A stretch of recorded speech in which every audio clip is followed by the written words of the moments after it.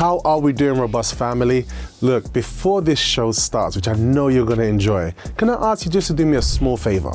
I need all of you to give a robust smash to that like and subscribe button. Why? Because it helps us a lot. We want to get this material out there, and it makes sure that you do not miss a breakfast show beat on this Liberty Radio YouTube channel.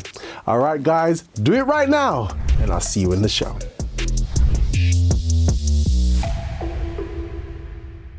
All right, good morning, Breakfast Show faithfuls. If you've just joined us, this is your breakfast show, and we're here weekdays from 8 a.m. to 10 o'clock every morning, giving you that breakfast show vibe. This morning we have the table of justice full. To my left, we have the one and only Jordan, here from Finsbury Park, all right? And also we have with us the one and only Yen, rejoining us from a very, very, very long time. I call her the social foodie. I like your Instagram channel. Yeah, it's really awesome. Yeah, and also we have joining us our special guest, returning back with some more balls of fire and golden nuggets. We have the one with Mike from the Akinley Way. All right, so Mike. Yeah. Let's get straight into this, all right? Because we're talking about building a business from within a business, right? Now, there are lots of business ideas, lots of business concepts, but tell us about this idea of building a business from within a business, and how it came to you. Well, I wouldn't say I don't know my mic's on. Yeah. My mic's on now. Yeah. So it's not my business necessarily. That's so right, I didn't I'm not build it from the start. Yeah, I'm not so I'm not the CEO of the company. Yeah. Just to be clear, I'm more like a UK GM. Mm-hmm. So essentially what happens is when a business essentially the goal of any business is to become profitable, right? And just to generate as much revenue as possible. To do that, it gets to a point where you've kind of maxed out your total addressable market. And when I say that is, let's say you start your company in the US, right? Or in this case, in France. There's only a limited amount of companies that you can actually sell to, where there's something called product market fit. So basically your product solves a particular problem for a certain amount of company. Gotcha. At a certain point, that list of companies runs out, and if you want to keep scaling your revenue and you want us to keep driving revenue growth, you have to go outside of the country. So you have to go to the US, where there's a bigger market, the UK was a bigger market, or Middle East, whatever. So that's really how this starts. Is you have the kind of the person running business, the CEO in this case, says, you know what, if we want to go from maybe 0 to 5 million, we can do that in France. If we want to go from 5 to 50 million, we have to go to the UK, you have to go to the US and sell to those companies there. So that's really where the kind of building an international business from business comes from. And so that's where the opportunity comes in. Correct. So you've got this company, they've got their systems and structures already set up, in this case in another country, right? And they say, okay, now we need to we want to go international. Yes. And so why did they choose you? Why did they choose me? Good question. I have no clue. So this is interesting. It is a bit of an interesting story, how I kind of came across it. I was doing my previous role. I was happy. I wasn't really planning to move. But I kind of felt like there was just something missing. Yeah. So I'd been on my previous company for 4 years. Wow. I was going to do a fifth. Usually I have a rule. I don't usually stay in a company for more than 2, because I kind of feel like after 2, you're kind of starting to do kind of the same things, etc. And kind of I just feel like to maximize my learning opportunity, I kind of need to be moving every kind of 2 years. Would you recommend that for other people? No, I would not. No. So that's very much changed since then. So now I'm more longevity, stability. That's Do you think that also has something to do with the place that you are in your life? Exactly. So I can't I'm not single. I don't really have the bandwidth to be jumping every couple of years. And in my industry anyway, I think it's a little bit of a problem when you're jumping so much. Especially if you're in more senior roles. So the senior you get, the longer you stay. The longer you should stay. But also most of the time that's not up to you. So coming back to the actual question, how I got into it was I was on LinkedIn, and this company I work for today, the name of the company is called Cobra. Would you recommend everyone to have a LinkedIn? If you don't have one, you have a problem. Let me put it that way. So there's a nugget there, guys. Yeah. So really invest in it. Really invest in it. that's another show in itself. So I'm not gonna get into that. No worries. But people know where to find me if you want to like ask a question. So yeah, I was on LinkedIn. I kind of was just scrolling as I usually do. It's a big learning community. So this company had actually raised some funding, right? They raised about 10 million euros. Okay. And the whole goal of that 10 million euros at the time was to expand like into the UK, right? So obviously I'm based in the UK. They didn't have any presence in the UK. They didn't have an office in the UK. And kind of from what I was doing for my previous role, when I started February 2020, just before COVID started, I was doing something similar. Okay. So I kind of came in as a head of growth, just essentially like kind of just driving brand awareness, driving marketing, driving pipe gen in the region. So that was 2020. So I obviously was, when I left my old role, like my old company, Clary, we were about 40 people. When I joined, we were about 3 people.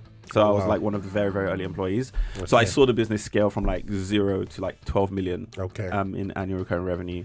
So I've seen the movie. I've seen how you grow business from 0 to like that. And I just understood it really, really well. So that, and obviously to jump to the next step, obviously that experience gave you confidence. Yeah, right? yeah. Oh, massive. Because I've done it, right? I've done it. So this company that I work for now, is basically they're trying to do the same thing.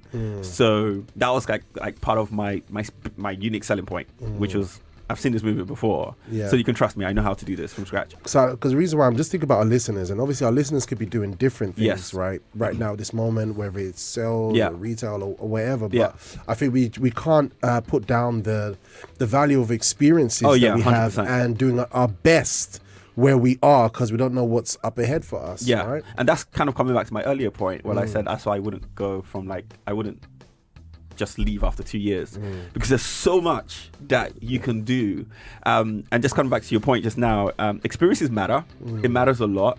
And I think that's what takes people from, the salary that they're on to the salary they don't think they can get. Okay. Because that experience that you have is what takes you from A to Z or A to Y. Do you get what I mean?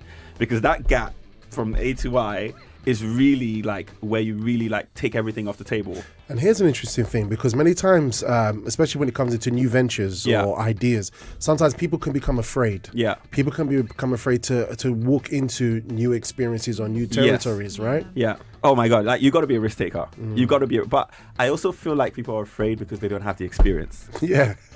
That's where the fear, that's where the fear comes from. Like if I didn't have the experience I had at Clary, I probably couldn't I probably wouldn't have had the confidence to go to the CEO of the business and be like, I can do this. Just quickly, Yen, so what do you think of that? The fear due to lack of experience, but we need experience to move forward.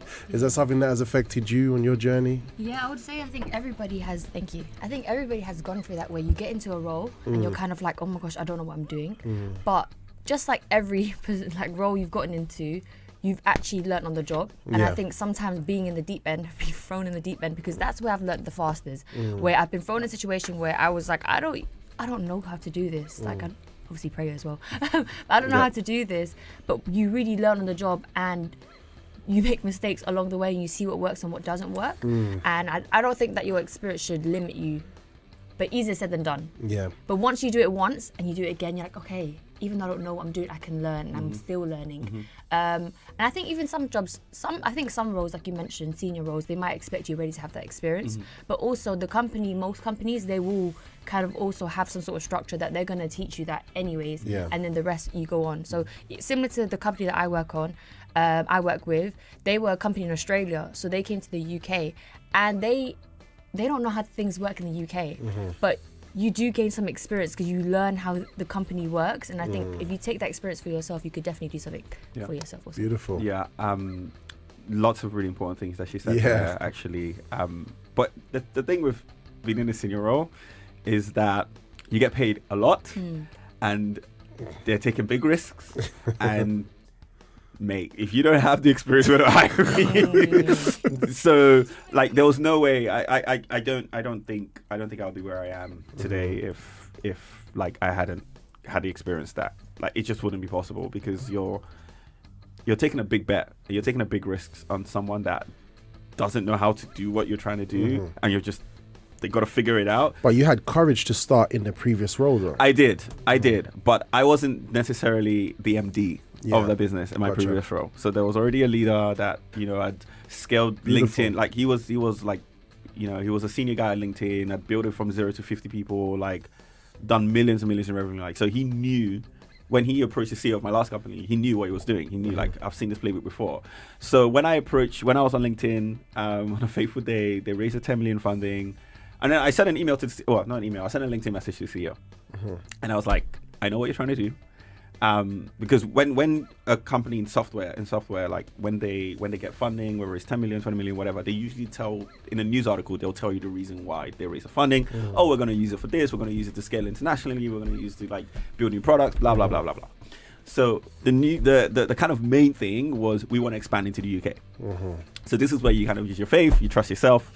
And something just like, Michael, send an email to the CEO. Okay. So I wrote it to the CEO. And it was in October, right? And I was like, listen, I'm your guy. I've done this before. I've seen this movie before, as I said earlier. Let's meet up. So I took him to a French restaurant because he's French. All right. Wise move. I took him to a French restaurant in London. And I kind of prepared like this executive summary, like kind of like a vision, not a vision board, but like kind of a deck of this is my like 93-month plan. This is what I'm going to do. This is like... For their company. Okay. So by the way, this job didn't exist. So I have a habit of creating things out of nothing. So even my last role, that role didn't exist. That's a nugget right there. So I created it. So this is great. I've inherited this thing of just creating things. So I would never apply for another job ever again because I just go and create things. I think this is beautiful, right? Because many times people want things, they want to achieve things or aspire for things they don't have, but the power of being able to document what something will look like before it exists is so powerful. Yeah. You know, it means, and this is faith, really taking faith in action, right? I mean, hearing that, what are your thoughts on that, Jordan? I think, as you said, it's a lot of faith because you've placed it now on, you've materialized it. A lot of times with ideas, we keep it in our minds and we think about it, and then after time, we tend to just kind of forget about it or move on. But once you kind of have it down on paper and you kind of bring that into reality, it even motivates you to bring in that to reality even more. Absolutely. If that makes sense, because you've already manifested it. Beautiful. And you're like I'm in your I'm in for the job. Yeah. Here's the plan. Yeah. Here we go. So it was actually as I said, the job didn't exist. So it was actually a 5-month process. Beautiful. Of meeting e-staff. So when I say e-staff, like the executive team, so the C-suite, meeting board members, meeting investors. Like, they're about to throw me into a whole country, which they have raised $10 million for. Wow. Like, this is not a decision made by one person. It takes a whole village, and they've got to trust me, and they've got to vet me. I remember, like, I'm sure my CEO spoke to close to 10 people that I didn't know about me. Like, the power of references. Guys, like, I will touch on this very quickly. If you're in a role, and this is relatable to anyone, if you're in a role, whatever you're doing, if you're working for someone, you're working for yourself, like I think I used to, remember when we used to, like, back in the day, Breakfast Show, me and Sharice ever spoke about was personal branding. Like, literally, personal branding, like, the power of references. They are conversations that are happening in rooms that you don't know about you. Yeah. Like, just always remember that. Yeah. So invest in your brand, investing what people say, because I know, like, there's this like mentality, I don't care what people think about me. My goodness. I wanted to say something, but I'm not allowed to say. They're missing. If you don't consider that, how you look, how people perceive you, you're missing a trick. It's so important. It's so important, because there are always conversations happening about you that you don't know, whether to promote you or whether to fire you, whether to give you an opportunity or whether to give it to someone else. Those conversations are happening, and you are completely oblivious to it. All right. Listeners, if you're listening right now, and I don't know what role you're in, I think we need to really take this to heart, right? You might... It's really serious. Like, there was even an example in our branch in Croydon where the lady was a cleaner. But because of how she presented herself, how she was a problem solver, they made her the manager of that whole... of everyone. Yeah. But she came in later than a lot of other people. So guys, whether you're going to school today, whether you're going to college, university, work, business, opening shop, pay attention to what he's saying about how you portray yourself. Everything. Like, people watch everything from the way you communicate to people, from the way you behave, from the way you, like, where you cared, how diligent you are, zealous you are about your work. Everything is spoken about in rooms that you can't imagine. So before I got the job, my CEO went to people that knew me, worked with me, probably about 10 different people plus. It's like, what do you think about this guy? And yeah, he only told me after I got the role, all the people that he spoke to. So it's really, really important, because then if I didn't invest in how people saw me at Clary, my 4 years there, I wouldn't be here. Yeah. And, you know, many times people probably are thinking, oh, why don't they give me a chance in life? How come no one's giving me a chance? And people are complaining. That's so crazy. Right? That's a real gem. Yeah. Because there is that mentality, especially amongst young people, where they're like, I'm here, I'm getting my paycheck, I don't really care, I'm leaving, I'm clocking out. Yeah. But you don't realize that they are speaking about you. And I've been in rooms where I'm hearing all the conversations, and I'm like, somebody's about to get fired. Yeah. And I know this. Yeah. Because of the conduct or the way that they're doing their work, or the little comments that they're making, the way that they're complaining, they don't realize they're being watched. Yeah.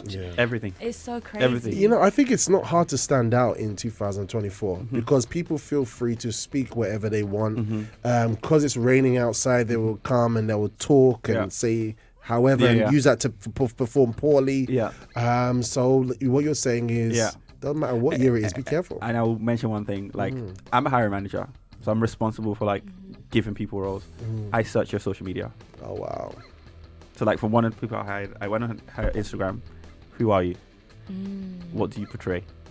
And if you give me like a sense that you lack integrity, like you're just not diligent, you're very careless, like if I go on your Instagram, like you're always like partying, like, sorry, I'm not judging, but I am very particular about the people I hire, and like you have to have certain values. So if you're showing the wrong, if you're sending the wrong messages, and like the internet is the internet. That's so I can find you.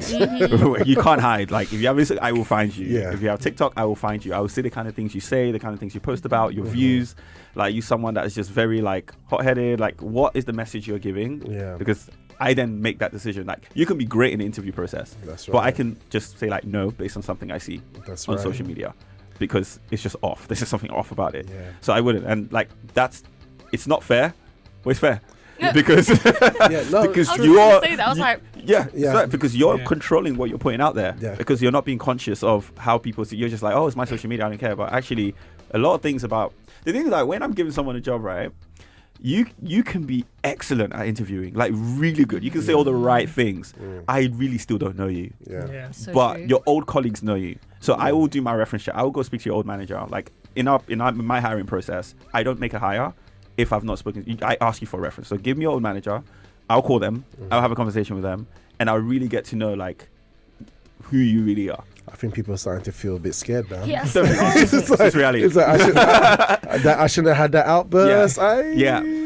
Yeah. So all right. So they were checking you out. You've spoken to them. So after 5 months, after rigorous 5 months, we decided, you know, that I decided to move. I decided to kind of hand my notice, and I started on 2nd of April, and that was that.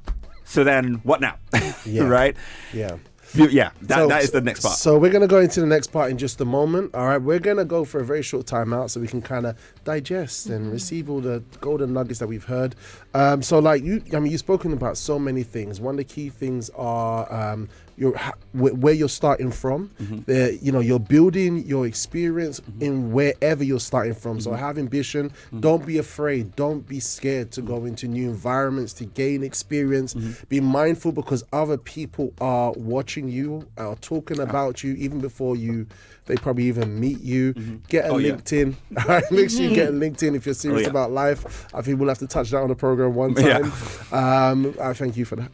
All right, so there were so many golden nuggets today, and soon we're going to start talking about the infrastructure, all right, in terms of building a business in a business. Very, very powerful. And you know what? Today you're probably starting work, and I'm more power to you, but make sure you are taking a note of everything going on today. All right. We'll be right back in just a moment. Kat, what's song got for us? I have Born to Make a Difference by JVO Records. Okay, lovely. JVO Records. All right, guys. We're having a good time here. We'll be right back in just a moment, right after this.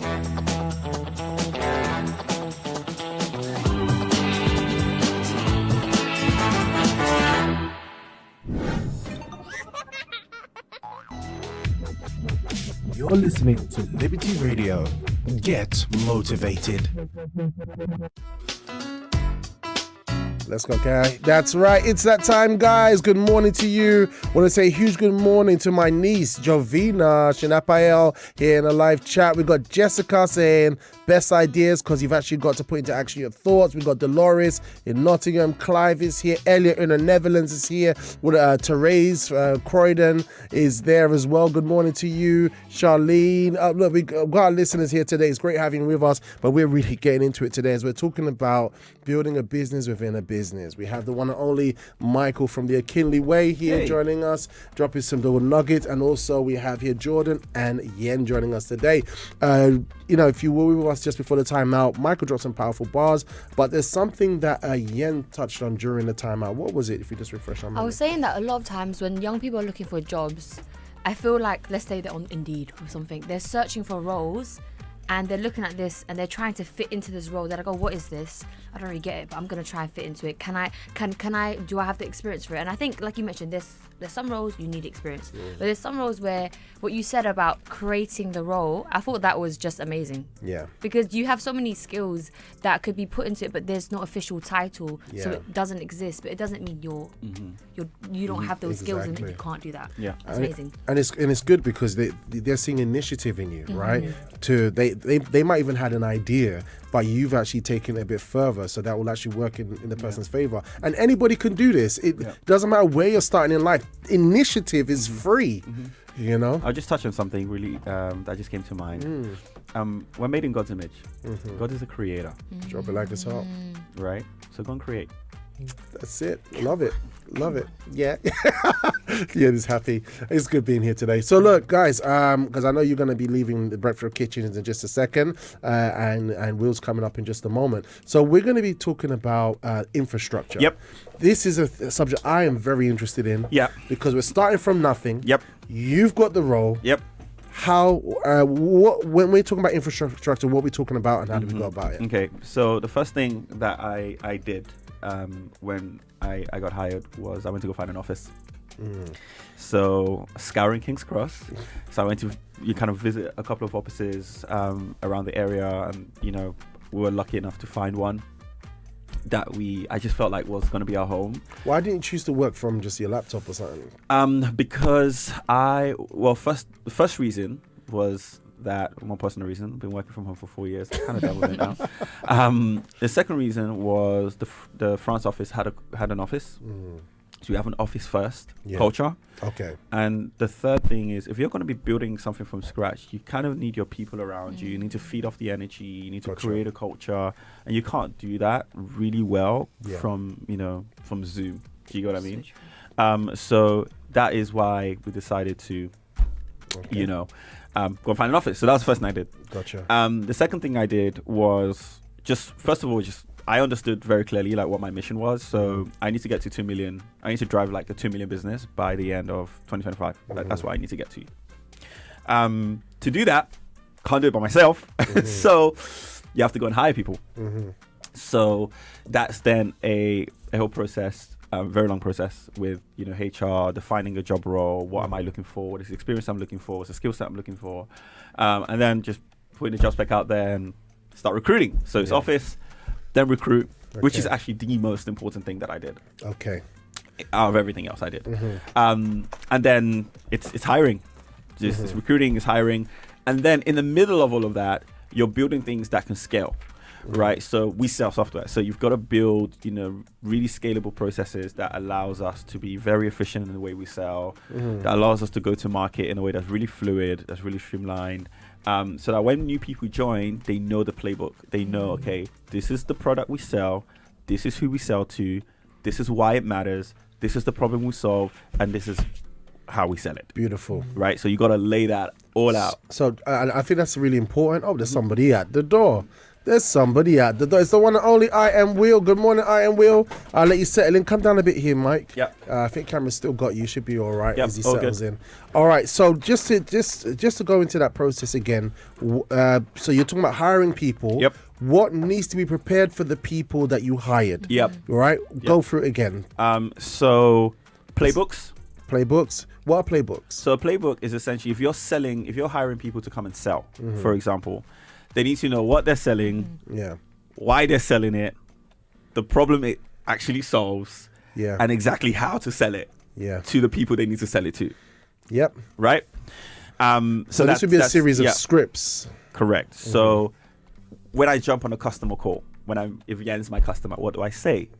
What kind of questions do I ask? What am I trying to find out to make sure that there is a fit here? Because not everyone you speak to, there's going to be a fit, right? Some people are just, they can't use your product. Some people can, but it's not maybe the right time. So there's a series of things we call discovery questions that you need to ask to essentially get that information. Okay. Do me a favor. Move more to this side. Yep.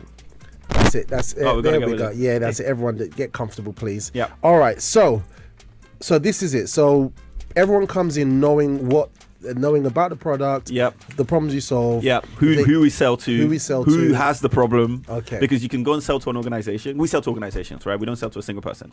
So I can go and sell to, I don't know, I'm just giving a really random example. Let's take Apple. I can go and sell to Apple because I know that Apple have problems that my product can solve, but not one person can buy my product at Apple. The buying committee is usually a group of 10, 15, maybe 20 people that you need to, that all feel different pains that you can actually sell to. So it's really important. So if I hire Yen today, she needs to know, what does this product do? What problem does it solve? And who are we solving it for? And exactly what I need to say when I jump onto a call with a customer.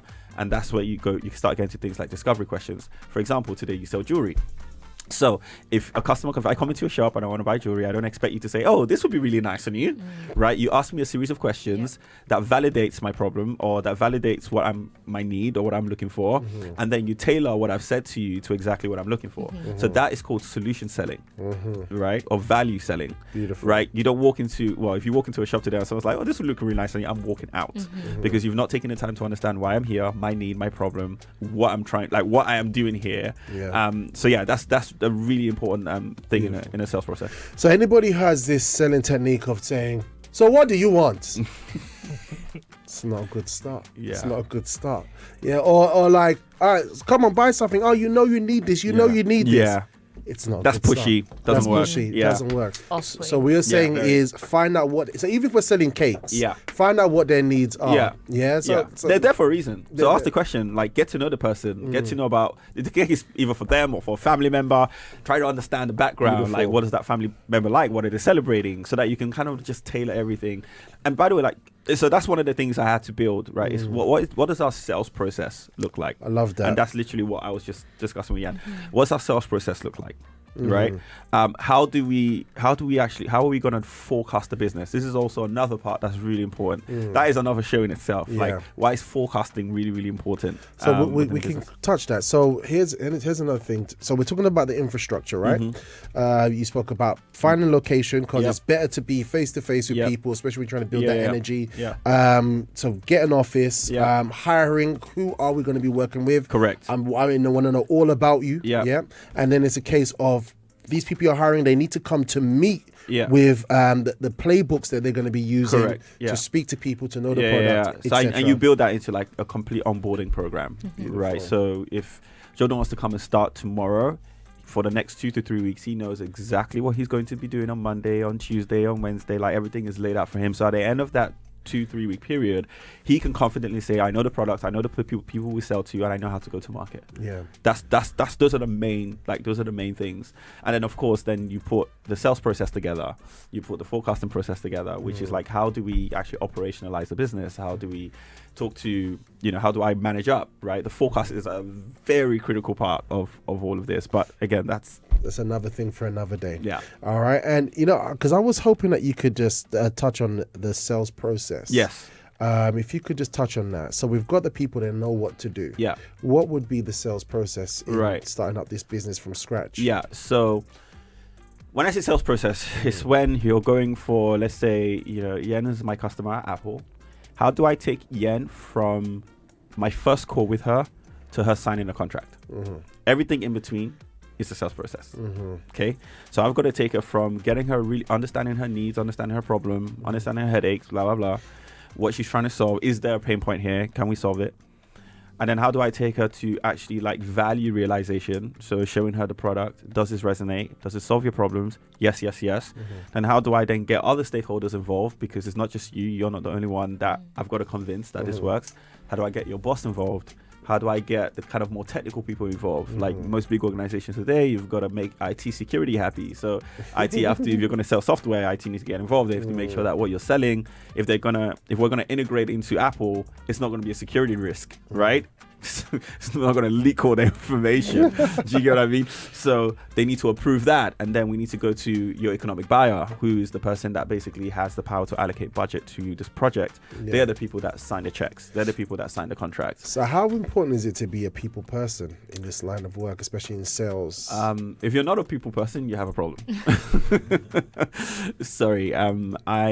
I think that people that are introverts can be successful, but you've got to be a really special introvert. But that's not. I'm not saying that you have to be necessarily outgoing, because there's this like culture in the city where it's like, oh, you got to go to the pub, you got to be drinking. That's not what outgoing is. That's not what being a people person is. A people person is, can you make someone feel like the center of the universe? Can you make them feel really special? Can you make them feel like you really understand their business? One, you have to understand their business. Do you really understand them and the challenges that they're facing? And then can you actually take them from that point I said, first call with them, to the end? And that goes, it doesn't matter what you're selling. You can be selling Primark, right? You can be in Primark, and you can be a retail assistant in Primark. Everyone that comes into Primark is looking for something, right? So I'm a bit of a weird shopper where I go in, I don't look around, I know what I want. So when I go in, I'll go and ask, like, if Jordan's in retail, I'll go to Jordan, like, I'm looking for this, where can I find it? Right? So then Jordan can say it's there, or Jordan can ask, okay, why are you looking for it? Like, what is it for? What are you trying to solve? Because what I might want might be there, but what might be better might be here. Do you get what I mean? Yeah. So then if Jordan can like ask me the right questions, he can actually say, actually, I know you need that. I know you've come in for that, but that's actually going to be better. Now that's someone that becomes a trusted advisor. And that's what separates Someone present. That's what separates someone good from someone exceptional. You sell jewelry. It's very, very different. It's basically the same thing. Similar. And it builds that kind of relationship, isn't it, where the customer feels comfortable in coming back because they know that they have someone who can actually look out for their needs and not just their product, but actually their needs. And you know why that's really cool? Because if you've made me feel like that, I'm going to come back with my money again. And I'm going to come back with my money again. Do you get what I mean? And what does that happen? What then happens there? You build a customer base of people that are constantly coming back. That's how you grow a business. That's it. Lovely, lovely, lovely. Look, on that note, guys, we're on the subject of building a business within a business. Yen is they're getting ready to exit now. It's 9 o'clock. She has to get to work. Yen, it's been great having you on us on the show. It's been a gem. You've been absolutely awesome. All right. And I know you're going to stay tuned in as you're traveling, and hope to see you again soon. All right. Well, guys, we're talking about building a business in a business. Have a good one. All right. And I hope you got some really powerful nuggets from Mike. And definitely we're going to continue the subject because Mike is far from finished. I think we've just tickled the surface. So we've just gone to some chiku. All right, and I just want you to think about this in terms of what you do. Everything that Michael has said, all right, is very corporate in terms of, you know, the angle that he's coming from, but it can definitely fit into what you do in terms of, you know, the way he sees how he relates to the people that the environment that he's in, whether he's going to be doing it online or his reason for doing it in a physical environment. Most people like to be lazy and they prefer to do things online, right? Because it's easier. You know, you can have your slippers underneath the screen and they'll see you on top and you're like good to go. However, there are benefits to having everyone together in a building. You know, he literally laid everything down out for us. So definitely feel free, if you want to get in touch with Mike and you want to hear more from him, you can get him on Mike. Yeah, you can get me on the Akinlewe. That's where you find me. That's on Instagram. That's on Instagram. So D Akinlewe. So TheAkinleway. It's lovely. All right. And feel free to ask him any questions. All right. He's very, very more than happy to help. That's how we roll here on the Breakfast It's really interesting because now I'm kind of, so now that people have approached me for help, I'm usually telling them, go to LinkedIn. Find me on LinkedIn. I'll force them to grow career LinkedIn profile. I usually just tend to not do stuff like that on sort of Instagram or TikTok or stuff, because I'm just like, if we're having a serious conversation, let's have it on a platform that's serious. Okay. Right. Which is where, like, that's what my LinkedIn's for. Right. Yeah. So go create one. There you go. There's a bit of a nudge there. All right, guys. So I hope you're enjoying the show. All right, we're talking about building a business from business. We're going to be showing you a few more things. We're going to be continuing the discussion afterwards. We're going to go for a very short time out. Don't go anywhere, guys. Stay with us. I know some of you are going to work. It's been great having you with us. But those of you who do what you do and you've got your secret headphones in your workplace, I won't tell if you won't tell.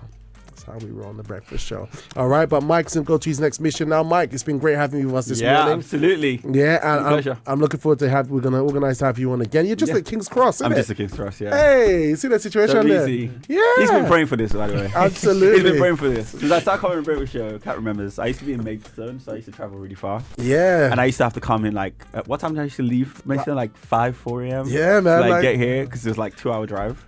And now he's just got me down the road. How cool great. is that? This is awesome. He's been praying for this. I know he has. Of course. Just, you know, trying to pray. You know how we do. It's been a pleasure. No, it's great having you. All right, and and so guys, we've got Will I Am, we've got Jordan here with us. All right, and it's still going to continue as the breakfast show finishes at 10 o'clock. So enjoy the morning with us, and Mike, we'll see you very shortly. See you very shortly, guys. All right, Peace enjoy out. this track. Kat, what's something got for us? I have Celebrate by Evan Ford. This is lovely. Celebrate. Thanks, Cap. All right, you. we're right back after this.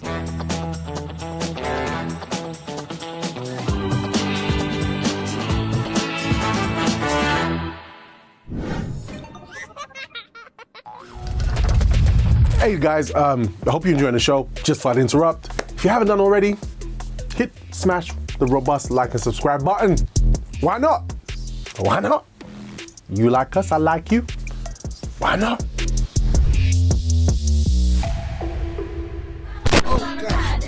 I even realized it's a good morning to you guys. My. Oh, today is so hot today.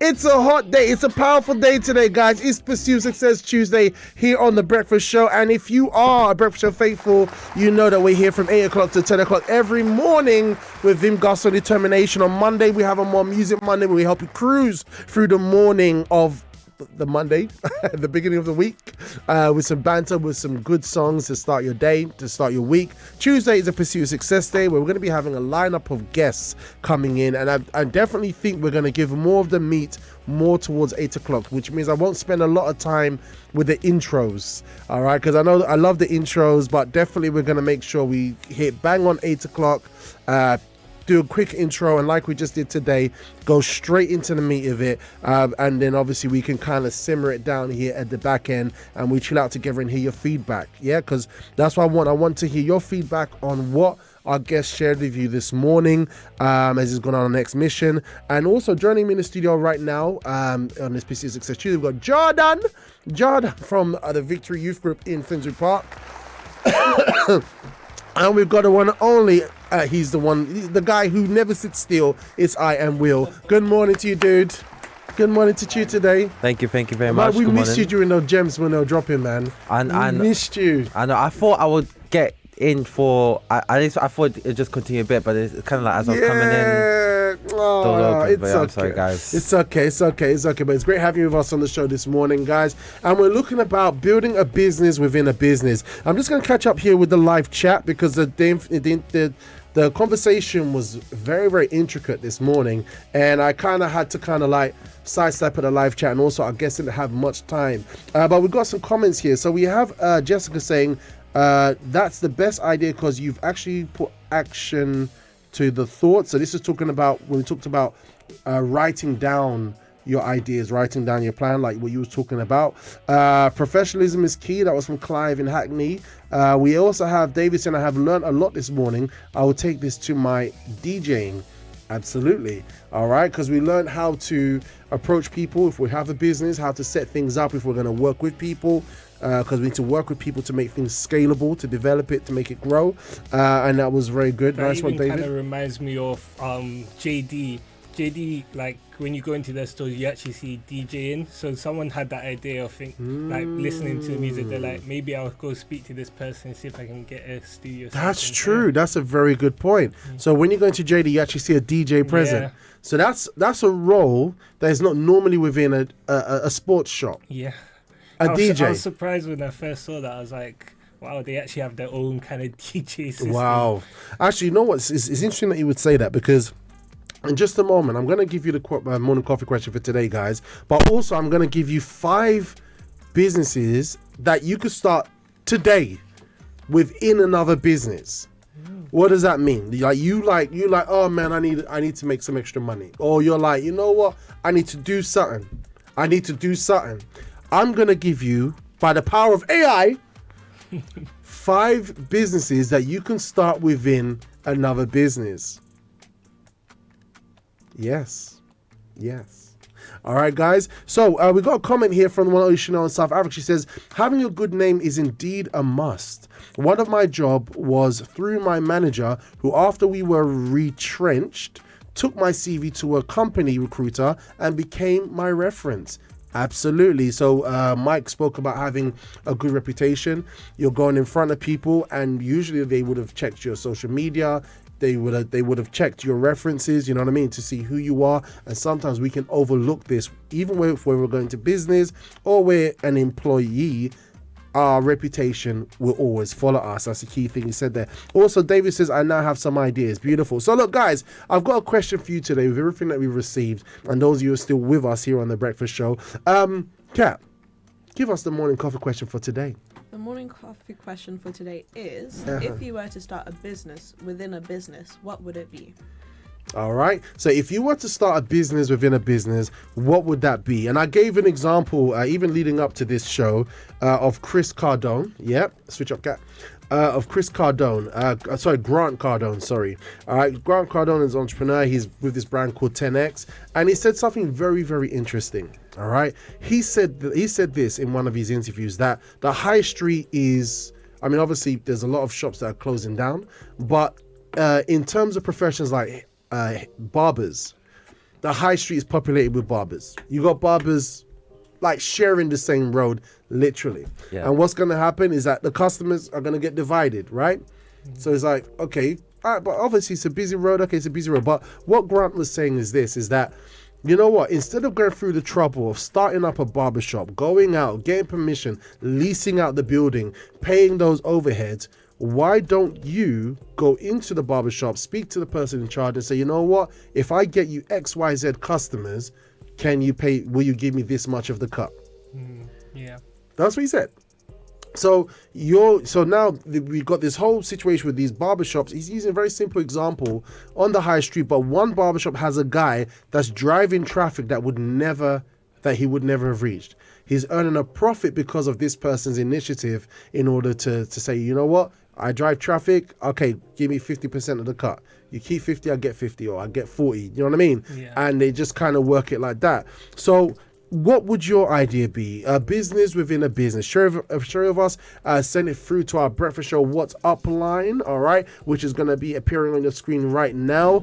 You can send a message, you can send a voice note, you can send a text message into our live chat, as you've been doing. Send us a 20-second voice note. The number is, Catch. +44 75 79 79 6845. And that number again, Kat. +44 75 79 79 6845. Okay, guys, so that was the idea of Grant Cardone. So from what we've been hearing today, Jordan, if you was to do a business within a business, what would you do? And I know Kat is going to say something to do with dogs. I know she's going to say something. Yeah, I bet she's going to go to a vet. I'm just going to say, you know what? Ignore the cats. Just leave me with the dogs. I'm going to do a dog grooming service, and I'll make sure they all have a nice little bell around their neck.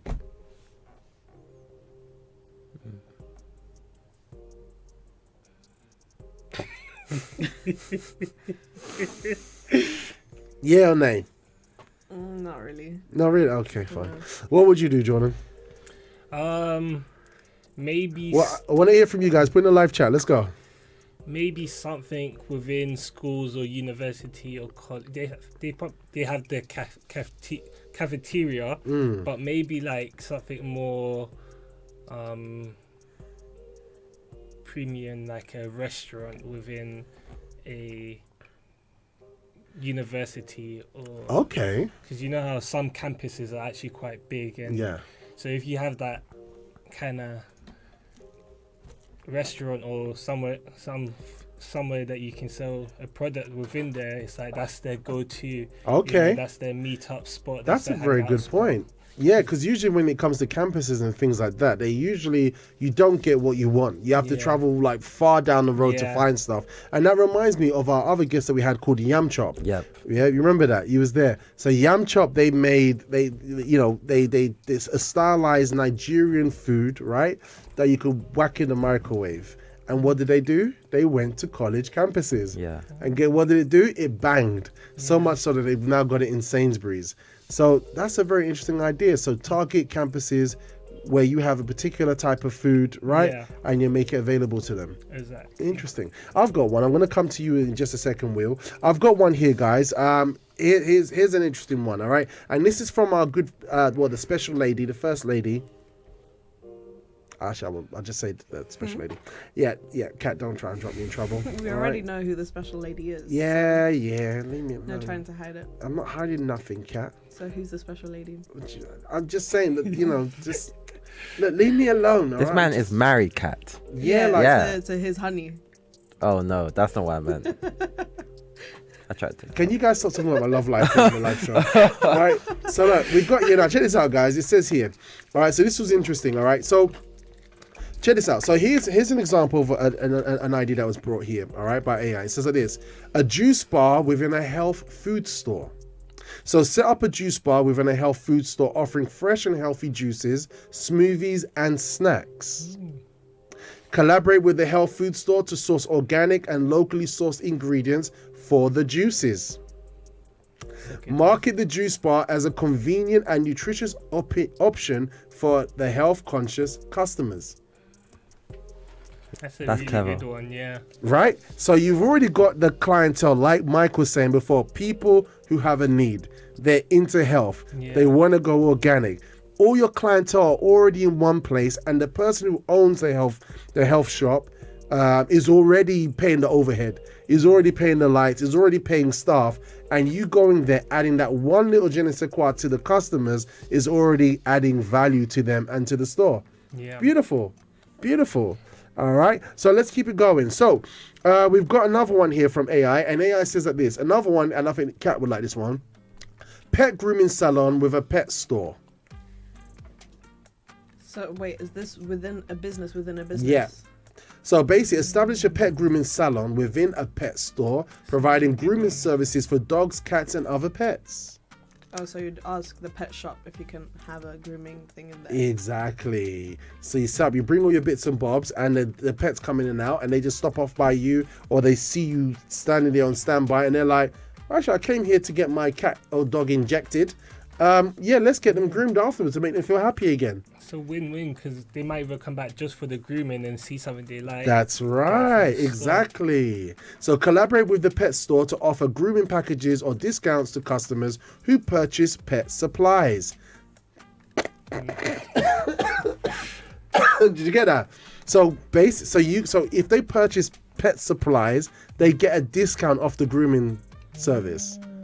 Do you see how this is working? And now, what Mike was sharing with us was on a bigger corporate scale, right? But we're talking about fundamental, simple things that could be connected with your passion that you could actually do from where you are. All right, so imagine. Collaborate with a pet store to offer grooming packages or discounts to customers who purchase pet supplies. Market the grooming salon as a place where pets can receive professional care and pampering. Right into the mic, you know. Right, sorry. You know, I just wasn't quick enough. You know what I'm saying? So it's like it's one of those things, guys. So this is what we're talking about today. Building a business within a business. That's what we're working on today. And we'd love to hear from you. We'd love to hear your ideas. All right. So let's keep it coming. All right. And when we come back, we're going to actually give you a few ideas of a few side hustles that we can actually engage in. Oh my gosh, it's Mike's daughter looking. He's daughter looking, watching him on TV. Oh, she's so cute. Look at her cute baby. This is so beautiful. Look at these beautiful children. Oh, it's lovely when multiplication takes place. You see the combination of two people. It's lovely. It's so cute. All right, guys. So this is what we're talking about today. All right. So send in your ideas. Kat, the question once again is, all right, if you were to start a business with a business within a business, what would it be? What would it be? And look, we're having this conversation now, and maybe some of these ideas are flying past you, and you say, you know what, let me catch one. Let me take an initiative this week. That's the whole idea. And I'm telling you guys, even hearing what we've been hearing today, I'm like, okay, I had lots of things all over the place in my mind, but I know the things that I've got to work on today. You know what I mean? In terms of what I do, in terms of the field that I'm involved in. So start thinking, guys. Let's get this into practice. And please share with us if you have an idea or something that you're going to do now. Definitely send us a message right now onto the Breakfast Show WhatsApp line. Send us a voice note. Only if you're sending a voice note. If you're sending text, then don't send it. Send it into the live chat. But if you send a voice note, send it through to the Breakfast Show WhatsApp line. Send it through, speak your heart, share with us, keep the conversation alive, let's keep it moving. I'm really, really excited today as we're running into building a business within a business. We're going to go into some more music, or when we come back from the Breakfast Show, like I said, we're going to give you 12 businesses you can start with no money. All right, and you might incorporate what we learned today. Kat, what song you got for us coming up next? I have In the Room by Maverick City featuring Anatolia. Fantastic. All right, guys, so don't go anywhere. And if you're still with us and you're still tuned in, you haven't gone to work and you're still listening in, please send in your song request and just say, yeah, I'm with you, I'm with you, I'm with you, because we love having a conversation here on your Breakfast Show, guys. I'll be right back in just a moment, right after this.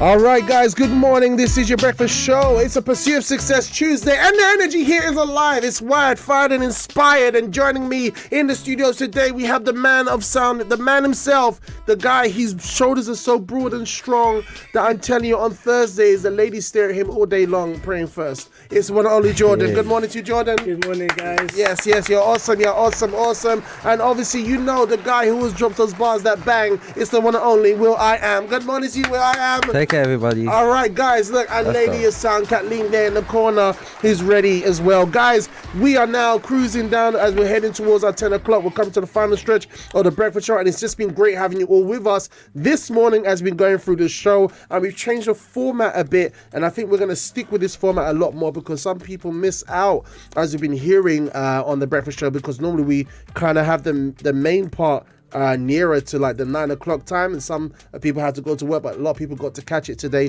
which was really, really great. And before the time out, we did pose a question to our listeners as we've been speaking about the subject of building a business within a business. All right. What do you think of that concept, I Am Will? I thought that was really intriguing. So at first, I thought it was something that we discussed before about like having a business and then you have like a sublet of that, but actually starting a business within a business, so recognizing an established business as an environment where you can actually have your own and thrive. I thought that was a really, really cool idea. So I thought of something that was, I wouldn't say is the same as Yum Chop, but it's definitely inspired by them. So I thought I'd set up business in a gym where I would have meal preps for people who have finished their workouts. Ooh.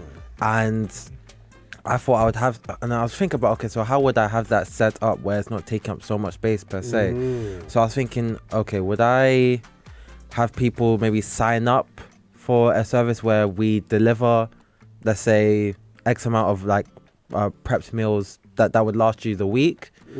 Or, and actually, if anything, I was thinking either that or I'd have the meal prepped, maybe in some sort of like fridge behind me, and then you have options to choose from.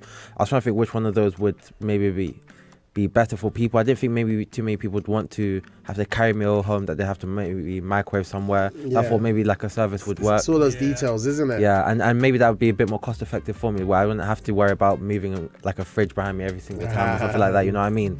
So I thought, okay, that would probably work better. Yeah. See, the wheels are turning, guys. The wheels are turning. We've got a comment here from Lorraine over there in Bullring. One dream, one team.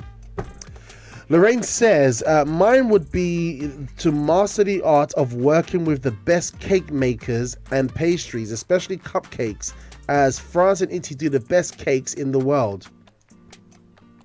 Okay. I think we okay. That's a good dream. That's a good dream. That's a really good idea. Great dream.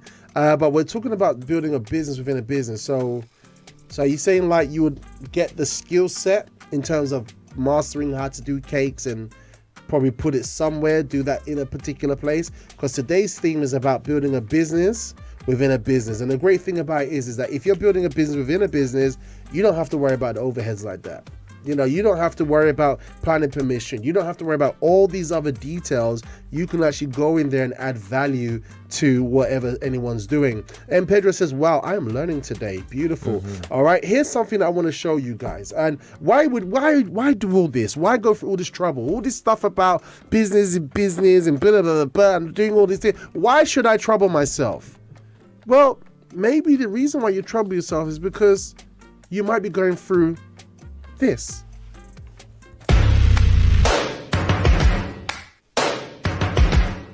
Those chairs, wow. Look at the skill. First things first, I'ma say all the words inside my head. I'm fired. Look at the skill. Look at the skill. Things have been, oh, ooh. Look at the skill. The way the things have been, oh, ooh. Look at the skill. Second thing, second, don't Look at tell it. me what you think that I can be. I'm the one at the sail. Wow. And look, repetition is powerful. Yeah. Right? You see the guy, it's like the chairs were haunted. Like literally, it's like the chairs had a life of their own, like Ghostbusters, like the ghosts are helping him from Perfectly the lined up. And yeah, from the ancestors. Like, you know, look, we've got another one. Check this out, guys. That you've heard has turned your spirit to a dove. Oh, ooh. Look at that. Your Repetition. spirit up above. Oh, ooh. I was choking in the crowd, building my rain up in the cloud, falling like ashes to the ground, hoping my feelings they would drown. Look at that. They never did, ever lived, ebbing and Look flowing, at that. limited till it broke up and it rained down. It rained down like. Look at that. No fear. My friend, if that thing just got blown a bit to the side, man, this guy's getting some burn marks on the back. But look at the confidence, look at the skill, because they've done something like Michael talked about. He's had experience, the people have experience, and guess what? They've become so skilled at what they do, right? And guess what? Those skills could be working for an employer, or you can use and transfer those skills into something else. You know what I mean? Yeah. And maybe you're probably working for someone right now. You don't have the flexibility that you want. And guess what? You've probably gone into the workplace. I believe everybody has probably experienced this one time. And the senior advisor starts talking to you like this. I'm going to be honest with you.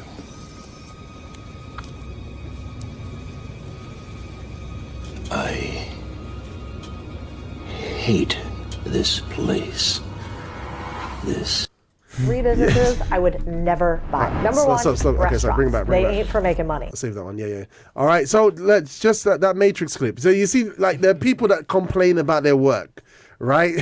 It's like, I hate this. And I think he even goes on in the mood to say, I think it's the smell, right? So maybe you're doing something right now. You're in an industry that you're in that you're probably not happy about, right? But there's so much opportunity if we just open our minds up a bit, right, Jordan? Yeah, exactly. As you said, it's just having that kind of confidence as well, you know, in yourself. If you know you've gotten a lot of experience in a certain area and you know, okay, I'm confident that I can do this well, just having that kind of confidence to, and a bit of bravery to go and challenge yourself to maybe speak to a business or someone and take that step to manifest your ideas. Absolutely. All right. And that's what we're bringing to all of us today. Because like M. Pedro said, we're all learning so much today. And you know what's interesting? Here's an interesting thing. Because everybody sees things on the high street and they're like, wow, this is great. This would be good. Right? Yeah. However, sometimes you might want to do a business from a business because the person who has the initial business is going through a lot, but you don't see. You just see what they've got. And I want you to have a look at 2 businesses that has been identified not to be so great in terms of profitability. Obviously, if you love doing these jobs because that's your passion, and like, I don't care about money, so long as I'm doing this, I'm happy, I'm serving. That's fine. But check this out. See what your thoughts are, guys. 3 businesses I would never buy. Number 1, restaurants. They ain't for making money. The numbers don't lie. The average small business in the US sells for around $800K. The average restaurant, $198K. Because 60% fail in the first year, 80% after 4. No wonder banks don't loan to restaurants. Number 2, hotels. Hotels are not businesses. They're real estate with a lot of parts masquerading as a business. Cash flow ain't enough to cover the real estate transaction. Think about these things. They're expensive to run, and they're the only place where your customers require your help 24/7. It's a pass. Then we've got retail storefronts. Those businesses are awesome at one thing, making money. High rent, decreasing user base. You buy a season ahead of time and have to sell afterwards and collect later. It's not a great business. Okay, so we had quite a few points there. What do you think of those ones that she shared, Will? Wow, I'd never ever thought that those kind of things for restaurant. I would say hotel. especially restaurants, because especially where she's mentioned things that you see so much of, like pretty much anywhere in the world. Yeah. So I would have thought like, oh, you know, something like obviously a restaurant, I can imagine there's I've heard of people, you know, in all kinds of maybe like a video or even like people in real life where they said to me, yeah, you know, I tried to set up a restaurant, didn't work out, tried to set up this food thing or small cafe, this and that, it didn't work out. So to think that many restaurants fail even within less than 5 years, 80% would fail in less than 5 years. Like I had no sort of like connection to that whatsoever. And if that's the case, then yeah, you wouldn't buy a restaurant or invest in a restaurant if I had that capital. Honestly, yeah. I mean, you have to have a pinch of faith, isn't it? I think everyone who does start has a pinch of faith to bring something new to the environment, right? I mean, I suppose so, but I feel like you could argue that for, I suppose in general, like most people that start businesses, they know that your first business is not likely to be the one that ends up being the one that builds your enterprise or anything like that. Like you are likely to go through quite a few attempts at starting a business before you get the one that really But what about works. hotels? But hotels, I thought you was a done deal, you know, just have a room set up and people just go sleep and then come out again and imagine passive income kind of thing. Yeah, right. Plausible. I mean, I imagine in an area where there isn't competition, but yeah, even that one I would say surprised me as well. Yeah. And I think what it is because there's all those overheads, right? As a restaurant expands and gets more customers, you need more tables, more chairs, more space, more employees. So it's that's the problem. As it scales and grows, that's the challenge, right? Yeah. Where what Michael was showing to us today is that you have a team in this office and they do software. You know what I mean? You don't need more chairs for people to use software.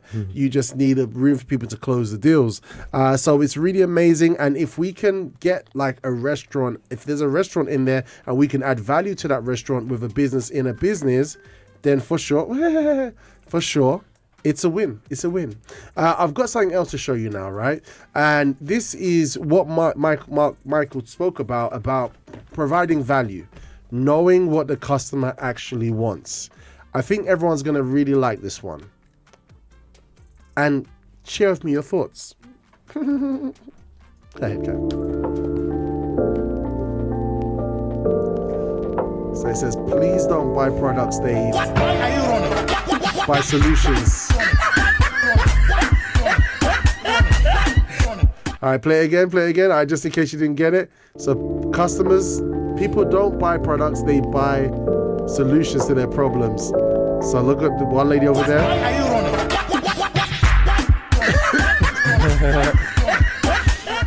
All right, so this is what Michael was talking about earlier. All right, so you could be that person that just wants to sell something to someone, but you do not know what the need of the person is. We had two ladies there testing out similar products, but you could see they both had a different intention. need. Yeah. You know, and the thing about it is that you could actually, like now, David said he had a really great idea, you know, but what Michael shared with us about problem solving, having that rapport with them, to speak with them, to find out what their needs is, that communication is so important, right? Yeah, exactly, because you build that relationship with the customer so that the customer doesn't feel pushed, doesn't feel like, okay, this person is just trying to get me to purchase this product, but instead it helps them to feel, okay, this person's actually trying to understand what I'm looking for and what I need, and he's assisting me in that need. So it's like gives that customer that kind of confidence to, okay, I know that if I need to find something again, I can come back to this person and they'll help. Love it. And imagine you go to a lady, she's like this, all right? But then you go to one who's like that. You see her doing that, and it's like, so, it's really good for frying eggs. And she looks at me like, I don't want to fry eggs. And you don't catch on, but if you do catch on, you're like, oh yeah, you see the handle there? If you give a swing motion, it's going to be able to support your wrist to give, good impact. It's very lightweight. It's very lightweight, heavy. Do you know what I mean? Ain't nobody recovering from that miss. And then she going to be like, I like you. So that was another key thing that Michael shared with us today, which was very, very, very important. So anyway, speaking about that, I got a picture that I want to share with you guys. I've got a picture here, and it says 6 things to do before starting a business. All right. So these are things that Michael touched on. It's the white one. Now, Michael touched on earlier today, all right, a few of the things, and I managed to get hold of this from our friends here. And so basically he says, one of the things he said is this: number one, realize entrepreneurship is a marathon, so things won't happen so quickly, right? That's it. Nice one, Kat. You're awesome. Entrepreneurship is a marathon, so it won't happen so quickly, number one. Number two, ensure there is a demand for your product or service. All right. So like we heard today, AI gave us a great example of doing fruit juices inside of a health food shop. If you are in a barbershop needs customers, guess what? You could be the person that bridges that, or whatever you're thinking of doing. Ensure there is a demand for your product or service. Number three, know you won't get it right the first time. And Michael touched on that. Being ready to put yourself in a situation that might be a bit uncomfortable, but you're gaining experience. And like Yen touched on, you might even, people don't go forward because they're afraid to fail. But don't worry, be patient. Make sure you have, be ready to fail. Be patient and make sure you have adequate funding, even though nowadays you can actually start things without even that much money, right? It's 2024, right? Yeah. 2024. Yeah. Have you lost heart, Will? Do you know what it is? It's actually the last social shock. Yeah. It's still kind of on my mind there. Because I'm not even kidding when I say this here. The things that she brought up here, it's kind of really changed the ways that I've looked at things like restaurants and hotels, especially the restaurants one. Because I got an uncle that tried to start a restaurant, and now I'm worried. But go on. Sorry, I work with a chef as well, and he was saying the same thing, that restaurant is like, he would never start up a restaurant because it's just the chances of it actually, even if you have the best food, you have the kind of like best menu and everything like that, sometimes it just comes down to that restaurant kind of getting that popularity. That's it. Wow. That's why you see some places they blow up on TikTok, blow up on social media, and the food is like it's decent, it's average, and then you try like your local corner restaurant that's like kind of low key, but the food is like much better than the food. Wow. So it's all about how. Guys, I didn't want to neg you out. All right, I didn't. It's like Will's like traumatized. I didn't want to neg anyone out. Guys, listen, I didn't want to neg you out. All right, I just. We're just showing these things just to kind of open our minds a bit, all right? What's happening, why we might consider doing setting up a business from a business, all right? Ensure that there's a demand for your service, you know what I mean? He touched on marketing. I saw a video just yesterday. Man, this lady, right? She does the kind of thing like Yen. I think this is my type of material when people are just eating food in places. I think that's it. I think, Kat. It's like my cousin. Yes, your cousin. Yeah, that's why we got on so well. His cousin, like, she goes around, like, she just goes to restaurants, like a big eating food. I think that's my go-to social material. Literally, that's my go-to. Literally, yeah. Something to like vicariously live through. I think I just craving. That's the same for me as well. You just check my Instagram feed, you just see food, on like when they get your algorithm. Yeah. You see like food. Like, imagine somebody could connect that experience that people show on social media to people having it in their house somehow. Business within a business. Right? Business within a business. Like, we'll probably got Uber Eats for that maybe. I don't know, but business within a business somehow. Do you know what I mean? Because I was watching this thing. They had the chicken and the chicken was so moist, and they had like the ribs on the side, and they had this potato thing that you put in this special sauce, and it's like so floppy and nice, and you just ate it, and it's like, I was just watching, I need that. I need that right now in my life. Anyway, yeah, so number five is 5, understand who your target audience is, and number 6, solve a problem and listen to your customers. Yeah, so if you want this, I'll be happy to send it through to you on our Breakfast Show WhatsApp line. It's there on your screen right now. Definitely let's get engaged, let's communicate. I've got whatever we see on the show, feel free, like you do, just ask and we'll be happy to send it to you. All right, guys, now I want to show you something very, very interesting as we're just about to finish the show. And well, I'm going to show you somebody who's going to be speaking about their business. All right, is an old man, very popular, and I'm going to ask you a question. This guy did a lot of hard work, but nowadays people have established their business through his business. Check this out. Started this chicken business. I was sinful and all, but I prayed to God that if he'd make it a success, I'd see that his cause was always remembered and taken care of first. And you have. And I hope I have. I was about, 77, wasn't it, when I found the Lord? Right. I knew I should have him. I knew I should walk with him, but I couldn't reach him. My sinfulness kept me. You see, I used to curse terrible. Mm-hmm. Did it ever since boyhood when I went to railroading. I got in the habit of it. And I wanted to quit for years and years, but I couldn't quit to save my life. But I know my soul would go to hell. My tithing and going to church and living right with my fellow man and all, that's not going to get you to heaven. You've got to get God in your heart, and you've got to get in his heart too. I hope that the people that have reached the later years of life and haven't accepted Christ as holy and give themselves, I hope that they don't put it off too long, because listen, time's getting shorter all the time, Yeah. see, for us. Yes, it is. When I started... That's beautiful.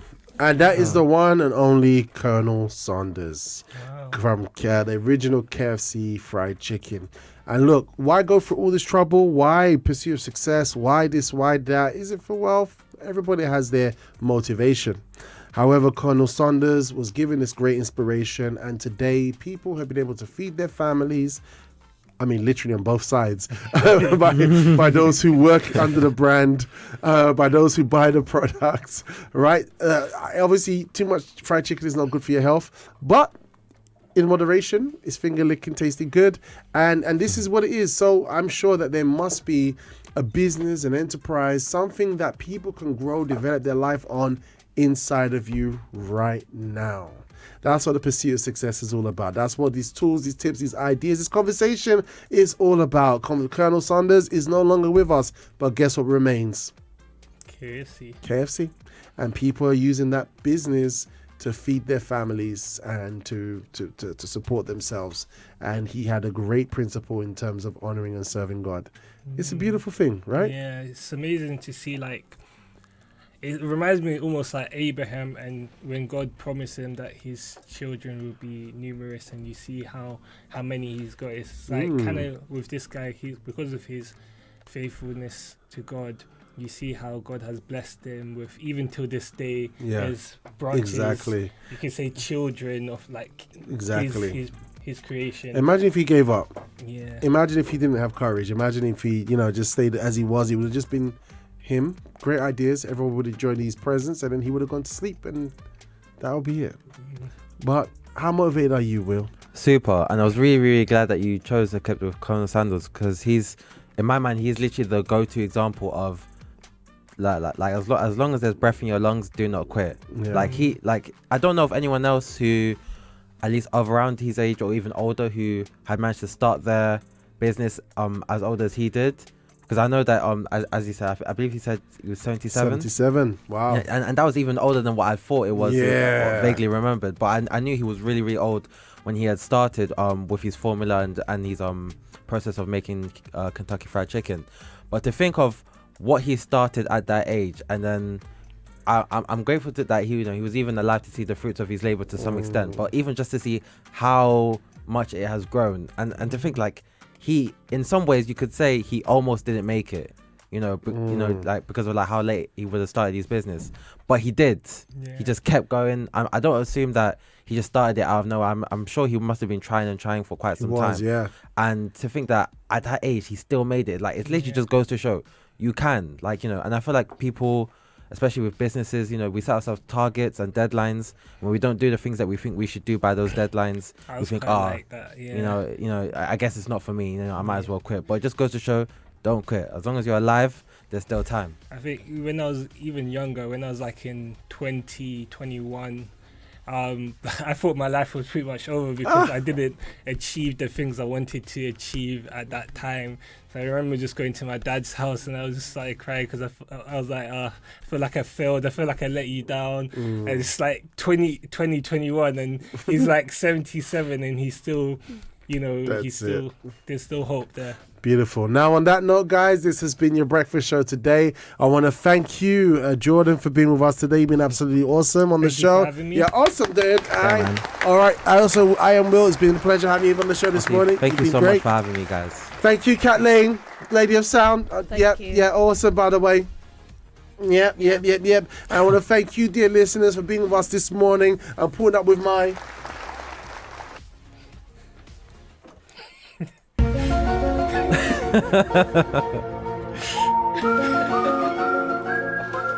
condition. All right, guys, and we'll be back tomorrow on the Breakfast Show. It's going to be a Wellness Wednesday. Will's going to be here with us as we do, and Deborah will be joining us as well here on the Table of Justice. We're going to be looking at another tip, tool, and idea for you to do. Take care of yourself. Things that you have in your kitchen cupboard, in your kitchen fridge. Regular things that can do wonders for your temple. All right, so let's not miss that. Same breakfast show time, 8 a.m. Same breakfast show channel, libertyradio.co.uk. Prizes, fun, banter, and all those wonderful conundrums. Other than that, I look forward to see you then. Don't forget, check us out on Instagram at Official Liberty Radio on Instagram. And until next time, guys, open camera this side. Ciao for now. Farewell. Take care, everybody. Farewell. See ya. Okay, guys, I really hope you enjoyed that show and you actually captured that breakfast show Vim. We laugh, we joke, we learn, and we equip ourselves for day-to-day life. If you want to see more, guess what? We're actually live with a live chat and a live video feed Monday to Fridays on libertyradio.co.uk from 8 a.m. in the morning. So don't miss a breakfast show beat. Like and subscribe if you haven't, and definitely connect online. And I'd like to see you there on the show. Type your name in, communicate on the morning. If you didn't already, we're also on Instagram. Check us out on Official Liberty Radio on Instagram. There's so much happening on that platform. Definitely go check it out. And I'd love to see you there. All right, have a good one.